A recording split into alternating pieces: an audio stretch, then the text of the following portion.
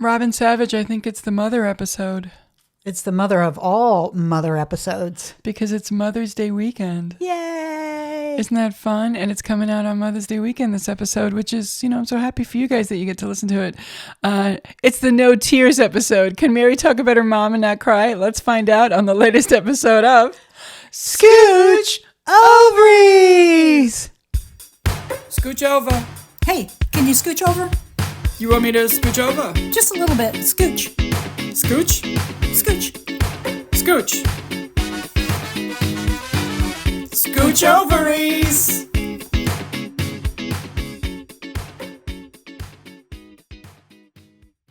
You're a mom. I am a mom and I have a mom. I've got technically 2 moms. And I'm going to say even 3 moms because I've got my own mother, I've got my stepmother, and I've got my best friend's mom who I felt was always a surrogate mom. So I'm very, very fortunate in the mom department. So many moms. So many moms. Wow. Yeah. And what do you call each of them?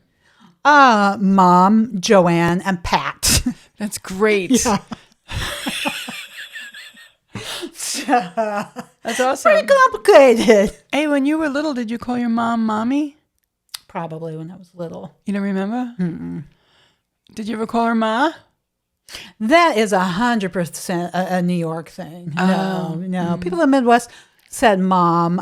Sometimes my brother used to call my mom mother, and I thought that was cold. And now I've got 2 children who call me mother nonstop. So. Oh, I'm so happy right now. Are you kidding me? No, and I'm like, don't call me mother, and then they say it a lot. I've never been a mother. Ever, but I'm an aunt. I'm a really good aunt. You're a very good aunt. I think so too. And they do not have an aunt holiday. If they do, I forgot and don't pay attention to it. It's like Grandparents' Day, like, every once in a while. There's a lot of this Facebook stuff. I mean, I do think aunts have their place, but some of this Facebook holidays, I'm like, you've taken it too far. Like, I've got a son and I have a daughter who I would just take a bullet for any day of the week. But I've never been on like Facebook and been like, Happy Son's Day. Like, it's not a real holiday. And my boy knows I love him. So I don't know. I'm looking forward to June because it's Daylight Awareness Month. It's too much. It has to stop. Wait a minute. There's daylight? I was not aware of that. Are you not aware? Wake up, Robin. Oh, okay. Wow. It's like that Ray Bradbury story when they were all in the rain, except for did you remember? I'm like really on a roll. You were talking about Edgar Allan Poe before. Leg of Lamb. Although I think Leg of Lamb wasn't. No, so there was I think Leg of Lamb wasn't Edgar Allan Poe, but it was a good one. The Ray Bradbury story where all the kids are in this planet that is like 75 years of rain.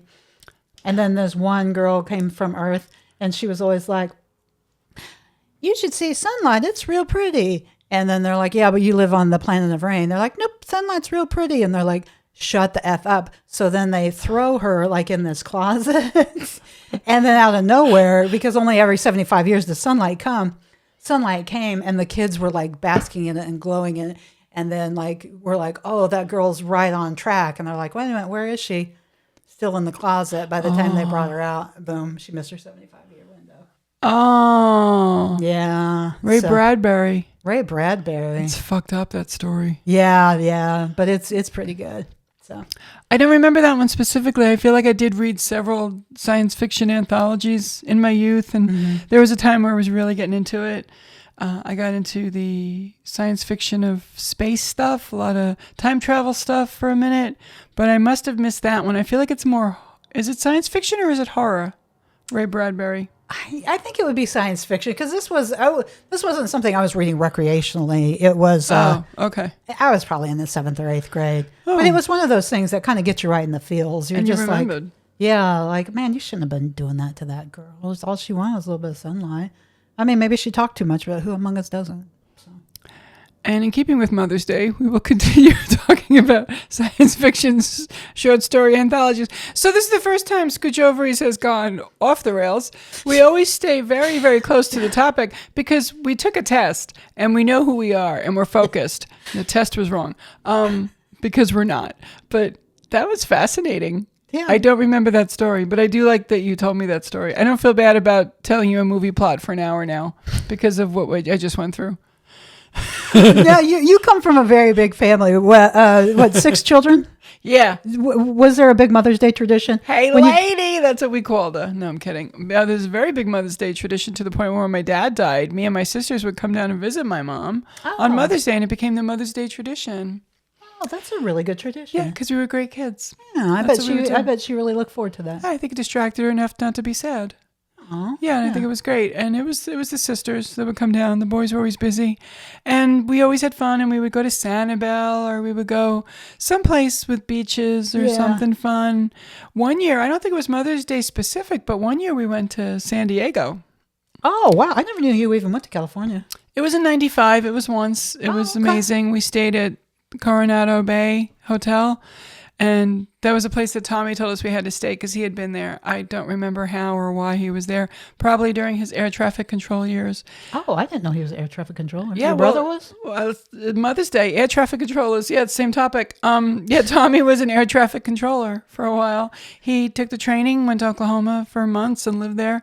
Came okay. back, and out on Long Island, he was an air traffic controller. Oh, wow. That's interesting. Yeah, he took us for a tour of the place, and then a few months later, he said, "This is stressful. I'm not Yeah. doing this anymore. Can I get a job at Social Security?" So that's what he did. Oh, okay. I could see where it would be a very stressful job. Yeah, I mean, and this was way before Reagan fired them all. This was before that, Yeah. you know. So I mean, we're talking about the 80s, I guess. Yeah. 70s and 80s. Yeah. I don't know what year it was, but he ended up living in Patchogue, Long Island. Okay. Okay. And never really participating in the trips for Mother's No, Day. no, because when we had the trips for Mother's Day, they began after my dad died in 1989. I thought we were talking about Mother's Day. We are. And me and Moggy and Jeannie, my sisters, we'd come down and we would hang out with my mom for 3, 4, 5 days. My mom would eventually, for some reason, need to either always perm someone's hair, and it was usually Moggy and Jeannie, and I'd say, "Oh, it's a bad idea. I vote against that. No, thank you." And I never had to get one. I don't know why. They were nice to me. I didn't have to do it. And then I got divorced, and we were still coming down, and I was laying in the pool, smoking a cigarette, having a drink on a float in the pool, and I said, "I've never felt healthier." I remember that was a great day that happened. The Mother's Day trips are full of fun and music and going to visit the grave and eating out and getting annoyed that people weren't calling. Was there any, like when you guys were little kids, like living in Long Island? Oh, let's go back all the way. My dad would always make a big deal on Mother's Day for my mom. I'm sure there were cards. I'm sure there were gifts. I'm sure we made little strange crafts and gave them to her. Okay. Yeah, kind of Like typical. wallets and placemats. And Yeah. probably ashtrays. It was the 70s. We probably made- Macaroni necklaces. yeah, all that crap. We did all that when we were little. But yeah, it was Mother's Day was always a big deal. Okay. Yeah, because I think being Catholic and having Mary, you're reminded pretty often the importance of the mother figure in the family. And yeah, the dad's there too. That's great. He's doing a great job. He's going to work. He's bringing home the bacon or whatever he was doing. But the mom was kind of the backbone. Yeah. Which I think was- that's most families. Yeah. So for me, the Mother's Day thing was a wonderful tradition in our family. We had fun. And then eventually, when I got divorced, I said, I'm just going to do the Mother's Day thing forever. And I moved to Florida and I moved in with my mom. Yeah. And I said, I'll get a place in a couple months. 16 years later, You still here, kid? she's like, I'm going to go. I'm like, I'm getting a place soon, I swear. She said, You're not. And sadly, my mom passed away in 2014. And we were about to celebrate the 11th anniversary of that sad day. Because in my world, we celebrate the death anniversaries. Robin doesn't know what I'm talking about. Why would you do that? You have 3 moms. I have 3 moms. Knock on wood. They're still alive. But I think a lot of people celebrate the. I mean, I shouldn't say celebrate. Acknowledge. Acknowledge is a good word. Yeah. You know. Well, like Daylight Awareness Month in June, it's important to acknowledge that it happened and it was, I don't like to forget about people. Some people think I shouldn't acknowledge. I read somewhere, don't call somebody on a death anniversary. You're going to remind him. Newsflash, they're thinking about it all day. Yeah. You're not reminding anybody of nothing. Yeah. I guess it depends on how you celebrate. Like, are you sad the whole time, or do you take comfort in their memory? Or I guess it depends on how you're really dealing with it. A super fun thing in my life has been that I am sad and fucked up for 3-4 days prior. And then when the actual day, I'm like, I'm okay. I work all that shit out ahead of time. I think I am the queen of anticipatory anxiety. Oh, It's kind of my thing. okay. You remember the days when I abused Imodium. Those were the comedy anxiety days. Don't you take Imodium up until you're Oh no, you're I'm just shouting. no, I'm just a bitch. Just a cunt. Just horrible to people at work. They're like, "What's going on?" I'm like, I got a death anniversary in a couple days." Oh. Which one? I'm like, I don't know. It's like every day now, this one. I have to look at my calendar, but I got it circled for a reason. And I know guys. we now have segments on this show, and we're going to delve into a 'Cause couple. we've done such a good job. We really have. The only thing we have done is segments that don't make it as segments. But I really want to add a segment where we acknowledge and talk about our most recent celebrity deaths. Oh yeah. I really want to start doing that. I think it's important for the people to know. Okay. Yeah. You know. Do you want to talk about the latest, or do you want to save that for the next one? No, I'm going to bring it up because this is going to come out probably a month after it happened. But we lost Ruth Buzzy. Yeah, I was sad to hear that. She was part of Laughing, right? She was laughing. She did a character where she wore a hairnet Yeah. and she had squeaky black shoes. And I have always used the term for orthopedic black shoes. I've called them Ruth Buzzy shoes my whole fucking life. Yeah. To the point where I now wear Ruth Buzzy shoes. Okay. Oh, okay. Yeah, I saw Goldie Hawn did a really nice tribute. I knew they worked together in Laughing. Yeah, so. Joanne Worley and Joanne Worley. I like her too. my God. Yeah. Yeah, we lost a great one. And I actually did that day think, oh my God, I thought she was already dead. Because I kind of thought we lost everybody during COVID. We lost a lot of people during COVID. Every once in a while that happens. I was listening to a podcast. They talked about Chubby Checkers, and they were like, he's not alive. And then someone Google searched, and they're like, no, he is. I thought, maybe that's the Mandela effect or something. Could have sworn he wasn't. But, you know. It was like it happened with Abe Vigoda. He was the first famous one where we thought he was dead and he wasn't for a very long time. But speaking of segments, Robin, I do believe we have a segment that is called Mr. Roboto, and it focuses on technology. Technology. And we kind of briefly were trying to combine Mother's Day and technology. And my mother, who is, I don't think she's hit the, she's hit the octogenarian. I don't know. She's 81. I don't think she cares. What are you being shy? She's proud of it. I'm She sure. is proud of it. Yeah. 81? How old's your mom? 81. Yeah, it's fantastic.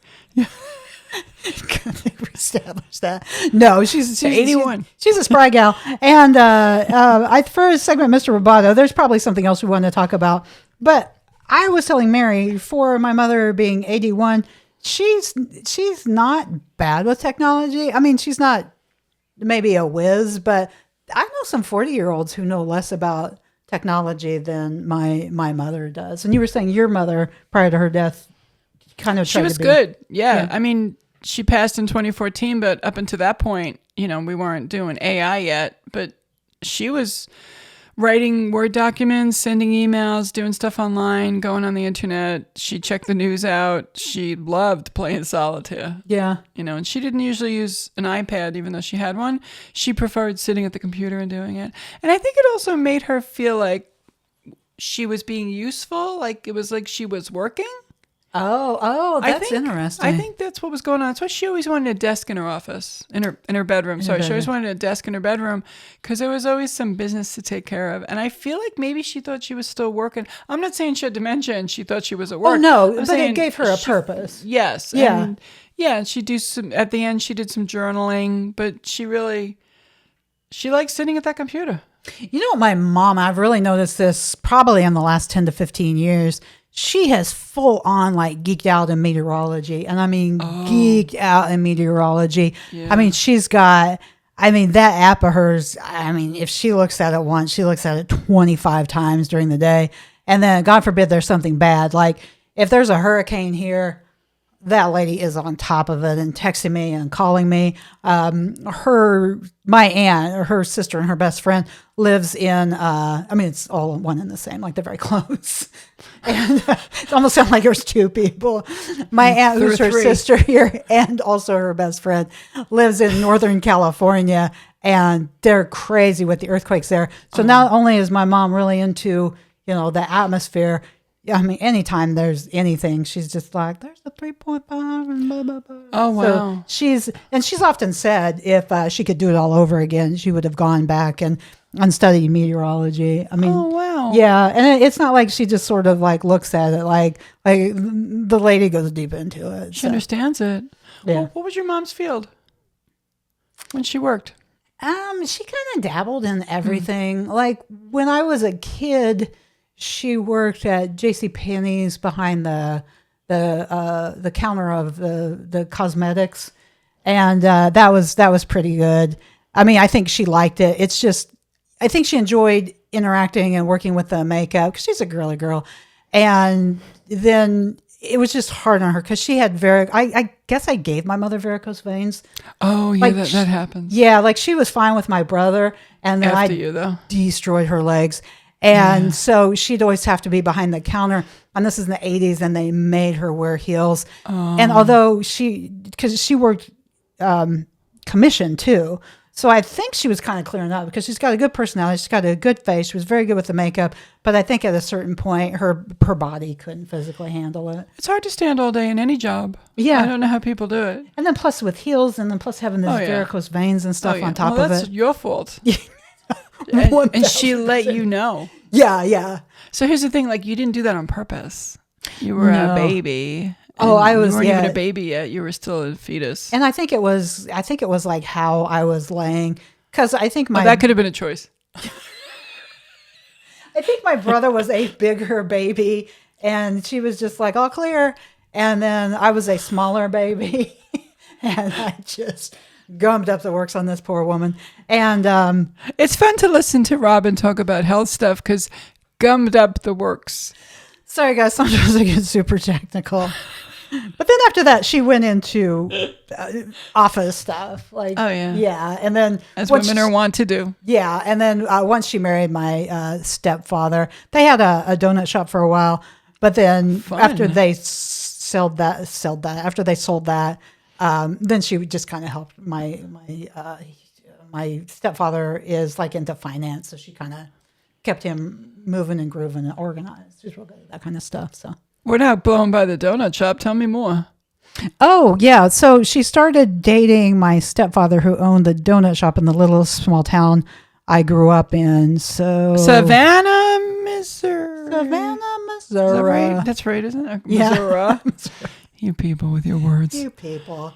I think it was all my junior year, all my senior year, and then maybe a couple years after I graduated. Was this a one-off or was it a franchise of some kind? It was called Daylight Donuts, which was a franchise, but I Oh. don't think they have them here. No. They're very akin to Krispy Kreme. I cannot believe that you said daylight when I'm talking about Daylight Awareness Month in June. It is. It's Daylight Awareness Month, and it's also Daylight Donut Awareness People are Month. going to be Googling daylight awareness. It's not real. I made it up. Oh, I thought it was. What? I thought there was like some dumb holiday called Daylight Oh, Awareness. for real? Yeah. I'm good. You're good. Look at you. I got a SAG card. I ain't playing. I ain't playing. Daylight Donuts. Yeah, Daylight Donuts. It's very akin to Krispy Kreme because I thought it was better than Dunkin'. Oh. Because they were more of the soft, gushy donuts. Potato raised, if you will. I don't know what that means, but we have one here. I don't know what it means. Oh, I was gonna say they have really good apple fritters, and the only apple fritter I ever had better than that is in Tucson. Oh. And now I can't remember the name of it, and I took a card. It's like 2.5 miles from my dad's house, so you guys can Google that. And they have the best apple fritters. I'm taking you to Turner Donuts in downtown Bradenton. They got the best fritters in town. A good apple fritter? Yeah. Oh, yeah. Yeah, we got to do that. Yeah, They're really I tell you good. what, I don't know if they can beat those Tucson apple fritters, though. It would be fun to find out. Yeah. We'll take a road trip. I've got to figure out the name of the place in Tucson. But they Yeah, had because the they're best fritter. sitting at the edge of the seats waiting because they're ready to go. They are. All of our fans in the Tucson area. It's on Tanky Hi, Verde Tucson. Drive, and it's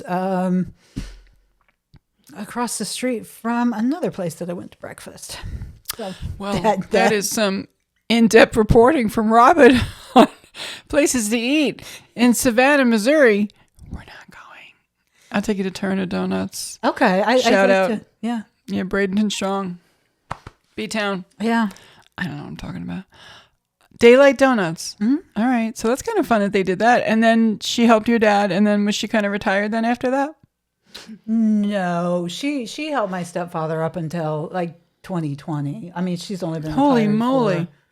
for 5 years. What? They retired, and then she waited for my stepfather to like sell his business before they retired. So they retired like and thinking like 2020 is our year. We're going to conquer the world, and then everything shut down. But they've been having fun, and then they come here and they spend like all of December and all of January. So they're rocking it out. They're moving in groups. They're like a snowbird derivative, snowbird adjacent. Adjacent. I mean, I think if they were true snowbirds, they'd stay a little bit longer. But in this economy, I know. I couldn't wait for those fuckers to leave. It was fantastic. I was like, yeah, go. Cover your cars and leave. cover your cars. Put your tire on some wood. It's going to melt. Yeah, it did seem, when I came here, it did seem a little more, They're gone. yeah. They're still dancing upstairs. I don't know who the fuck is up there, but once in a while I hear people just banging around. I'm like, Oh, what? yeah. I know. They're doing the ayahuasca Yeah. prep. Go back to episode 39 or 40 We'll talk or about 41. ayahuasca. Yeah, ayahuasca. So our moms were very important parts of our lives. We're not saying anything bad about our dads. Oh, that's the next episode. Yeah, that's on the Oh, Father's Day episode. It's a June episode. That's in June. Yeah. My parents were very considerate. My mother chose to have her birthday in May, which is when Mother's Day is. And my dad had his birthday in June, which is when Father's Day is. Oh. So it was nice of them. When my son was born, on the year he was born on a Saturday, and that next Sunday was Mother's Day. Oh, so wow. I had my first baby, and then the very next day was Mother's Day. That's amazing. That's more of a smoother trip. Oh, I love that. Look at that. Yeah. Aww. So yeah, my very first, yeah, it was all one the same. My very first baby and my very first Mother's Day were like a day apart.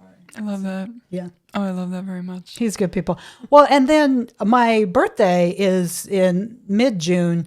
So my whole life, we kind of always celebrated Father's Day and my birthday together. And then, now that I have kids and a husband, we sort of always still do that too. But I think that's good. I kind of think that kind of humbles you. Because when my kids were little, we kind of hung out like rich. We didn't mean to hang out with rich people, but my kids somehow always gravitate to like Good. nicer people than we are. So we'd always get That's invited fine. to these just crazy birthday parties. And I was always like, that never happened when I was a kid. Like, I kind of always remember my birthday party just sort of being adjacent to Father's Day. And I feel like that's kind of what we do with my son. And that's definitely what we do here. And then my husband and my daughter, they've got birthdays kind of similar, which is kind of Christmas. And we don't lump all those together. But it's not like no one's special, but it's like everyone's sort of reminded that you're a part of a unit. I always had to share a birthday with the country and my dad and my twin sister. Oh, and Bob's birthday was 3 days before mine. So Oh even wow, then- you were always sharing. Yeah. Okay. So when it worked, they're like, do you want to celebrate your birthday? I'm like, I think that would be a nice change for me. Yeah, celebrate my birthday. You know what I always didn't like? Like I didn't mind sort of sharing adjacent celebrations with the people I really liked, but I hated missing out on like Cupcake Day at school. Did you feel gypped on that? I felt so gypped. We didn't have that. That wasn't a thing in the 60s. Oh gosh, in the Cupcake 80s. Day. My mother never brought cupcakes to school for a birthday. That's not a thing. Yeah, in the 80s people would do that and they'd be like, it's Sammy's birthday, everyone get. And then you know when my birthday is? In the Mid-June. summer. No one cares. Cupcakes for me? Oh, No I one think- cares. I think I buried that memory. That sounds familiar. I remember Yeah. thinking, oh, we don't get a birthday. No? And I don't want to sound like an asshole. I don't need a specific birthday celebration for myself. I don't mean to sound like an asshole. I am happy to share my birthday. I don't always have to be the center, even though I'm a 7 on the Enneagram tests and I'm the enthusiast. That's such a 7 thing to say. 7. It's just nice to be celebrated. I think more importantly, I enjoy just a good celebration in general because we're still fucking breathing. I mean, that's a good one. Oh, and sometimes you and I will, and not sometimes, probably the last 10 we years, always you and I combined have our a birthdays. celebration birthday. We do. It's We usually do. like a little lunch or We have a cocktails. beer. Yeah. And I buy you like a weird shirt or a book. And I'm always like, oh, I forgot a present. we You were know what? doing I'm gifts. going to pick up the tab. That's almost exactly how every birthday celebration is. Like, hey, happy birthday. I got you a present. You know what? I'm picking up the tab. We did agree not to do gifts, and I'm kind of an asshole. Sometimes I can't help it. Yeah, but your gifts are always thoughtful, like a book that you know I would like, Thank you. or like I think my Girls Five Ever shirt that I wore last time, that was a birthday gift. Yeah, sure. Yeah, Well, it's important. yeah. It's important. And I think there was a, what was it, Mouse Rat? Was that a shirt Oh, from and Parks and Rec? you said don't let anyone confiscate that. My daughter wears that all the time. Katie, I couldn't love you more. I checked. I can't. I love you. No respect to you. No respect. Well, she knows what's cool. Knows She what's does, cool. yeah. Well, and they loved that was a cool shirt, and they loved Parks and Rec and Mouse Rat and April and Andy, and yeah, Do you think your mom would like Parks and Rec? probably not. I'm trying to think if my mom would like any of the shows I like. I cannot think of a single show that I like that my mom would not give a shit about Agatha Harkness. That's for fucking sure. Love the label on my heart, But- she's through and through like Hallmark Channel, I know a lot of people who are Hallmark Channel people, and Christmas movies. I'm having a little trouble with it. Yeah, Christmas movies. My queen's time to shine. All Christmas movies, all the time. Oh, it's like Don't it's watch 'em like with her. It's like eating store-bought birthday cake. Well, now Katie, my daughter, because like she's back from college in December, and then she's very close with my mom. She will go there and watch it with her, and then just roast on them, roast on my mom the whole time. And then when we get together, she'll like repeat like all the zingers that she said in front of my mom. And my mom's like, Katie. so there's a lot of Christmas in the household. I have a question about your mom, though. Would you like to go to a museum? Was she a lady who liked art? I mean, if we were like in Chicago and there was a museum there, she wouldn't. But she wouldn't go out of her way to go to museum. But I think your mom was pretty much She liked museum. art. Yeah, she liked museums. She liked art. She got into all the stuff. I think after my dad died, she kind of decided to say, I wonder what it could have been. And I think she tried to do her best to find out. She did a lot of elder hostels. She took art classes. She took dance classes. They would say, Marge, why are you with the others at the Fred Astaire studio? Come in the front and dance with me, and we'll demonstrate for them how it's done. Because she could dance like nobody's business. Wow. She was the best dancer. Yeah, she was artsy. She painted. She did sculpture. She loved to read. She was a ferocious reader. Did I say that right? That's a big word. Yeah, and then at the end it was audiobooks because it was just easier. Yeah, on the eyes. Yeah, because at one point she had her surgeries and she had one eye, far side, one near, and she's always getting the glaucoma and the cataracts. Not glaucoma, she had cataracts. But at the end she had macular degeneration. But she loved a museum, and I would look at her and say, "You want to go to the museum?" She's like, "Yeah, let's go." And even when she had the walker, she would still like to go. That's phenomenal. I never knew that about your mom. Yeah, she loved that stuff. I feel like people who grew up in the Northeast are maybe a little bit more, I don't mean in a bad way, but maybe a little bit more cultured, but it's more there. Like going to a museum or art gallery is more accessible than maybe it is in the Midwest. Not that there's not that there. And there is culture in the Midwest, but I think there's more of it and it's more accessible in the Northeast. I think in growing up on Long Island, these school trips were often centered on going into Manhattan and seeing something in Manhattan. We would go to the museums, art museums, history museums. The Hayden Planetarium was attached to the Natural History Museum. Oh, wow. We would see, and you couldn't see the whole museum. You would go every year to the museum and you still didn't begin to scratch the surface of the stuff they had at that museum. Because it wasn't like they were changing the galleries. They always had like the evolution wing and all the different wings. And they were there and you could go and walk around. I loved like the jewel wing even, which is weird because I could give a shit about jewelry, but I just love that shit. Oh, yeah. And Bob and I would go on vacations and go to museums. We'd go to the Smithsonian, stuff like that. And Yeah, that's huge. You could have a week and not see everything. oh, so many. And I'm dying to go back. I want to see the Holocaust Museum, the Vietnam Memorial. There's so much I want to see. Still, I'm not going to go now because... Yeah. Mumble, mumble, mumble. Mumble. But we both love our moms and admire our moms, and we were lucky to have them. I was lucky to have mine. Every day was a blessing, even when I was a bitch. I did get annoyed when she tracked my cycle so she could know when I was going to PMS. That made me cry at an Olive Garden when I found that out. That was a bad day. But, we had our moments, and, sometimes I'd say, we were putting you in a home, old lady. There wasn't always peaches and cream. There were days. I mean, no relationship's peaches and cream. Every relationship's going to have its bumps. And, It's complicated. yeah, it's always complicated. But she was my best friend. Yeah. Oh, she And- was great. Yeah, and you, 3 moms. 3 moms. Fucking greedy. I am greedy. Well, that's okay. I love your mom. I met your mom a few times. Oh, we hung out, and she's fun. Oh, yeah. She's great. I mean, she's funny. I mean, I think she's a different type of funny than I am because I think she's just a different type of person than I am. Yeah. But she's got a great heart. She's very funny. My parents divorced when I was 10, and then my father remarried when I was 15. Wonderful, best person you could ever like. When they talk about evil stepmom, I'm like, I didn't even get like a perturbed stepmom. I didn't even get like a irritated stepmom. Like I got 10 out of 1,000, or no, 1,000 out of 10.